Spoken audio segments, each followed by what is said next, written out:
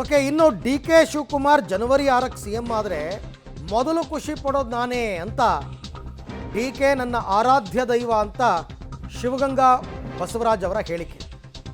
ಮೊದಲು ಖುಷಿ ಪಡೋದು ನಾನೇನೆ. ಇವರೆಲ್ಲ ಅವಾಗಿಂದ ಸ್ಟೇಟ್ಮೆಂಟ್ ಕೊಟ್ಟವ್ರೆ. ದಾವಣಗೆರೆಯಲ್ಲಿ ಮಾತಾಡಿದ್ದಾರೆ ಶಿವಗಂಗಾ ಬಸವರಾಜ್.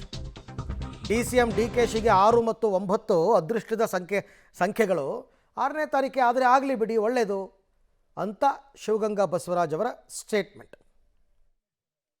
ಪ್ರಮಾಣ ವಚನ ಸ್ವೀಕಾರ ಮಾಡ್ತಾರೆ. 6 ಮತ್ತು 9 DKಶಿ ಅವ್ರ ಲಕ್ಕಿ ನಂಬರ್.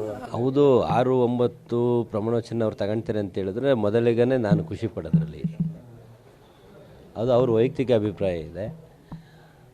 ಆಯಿತು ಅಂದರೆ ನಾನೇ ಮೊದಲನೇಗ ಖುಷಿ ಆಗೋದ್ರೆ ಮೊದಲನೇಗ ನಾನೇ. ಈಗ ನೋಡಿ, ನೀವೇನೇ ಮಾಡಿ ಏನೇ ಕೇಳಿ CM ಕುರ್ಚಿ ಖಾಲಿ ಆದಾಗ ಬಂದರೆ ಅದಕ್ಕೆ ಕರೆಕ್ಟಾಗಿ ಉತ್ತರ ಕೊಡ್ತೀನಿ.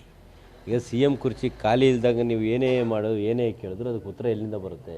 ಬರೋದಿಲ್ಲ. ಹಾಗಾಗಿ ಇದು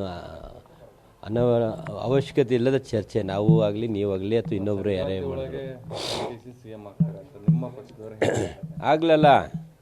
ಸಂಕ್ರಾಂತಿ ಒಳಗಾಗೋದೇನು, ನಾಳೆ ವಾರ ಸೆಷನ್ ಇದೆ, ಅದರೊಳಗಾದ್ರೂ ನಾವು ಖುಷಿನೇ ಪಡೋದು ನಾನೇ ಮೊದಲೀಗ. ನೀವು ಯಾಕೆಂದರೆ ಮುಂಚಿಂದ ನಿಮ್ಗೆ ಹೇಳ್ಕೊಂತ ಬಂದಿನಿ. ಆದರೆ ಈ ಮುಖ್ಯಮಂತ್ರಿ ವಿಷಯನ ನಾನು ಡಿಸೆಂಬರ್ ಮುಗಿಯೋವರೆಗೆ ಮಾತಾಡಲ್ಲ ಅಂತ ಹೇಳಿರೋದ್ರಿಂದ ನಿಮಗೆ ಅದಕ್ಕೆಲ್ಲ ಜನವರಿ ರಿಪ್ಲೈ ಕೊಡ್ತೀನಿ. ಸಂಕ್ರಾಂತಿ ಬರ್ತಿದೆ, ಎಲ್ಲರೂ ಒಳ್ಳೇದು ಆಗ್ತದೆ, ಸ್ವಲ್ಪ ಸಮಾಧಾನ ಕಾಯಿರಿ.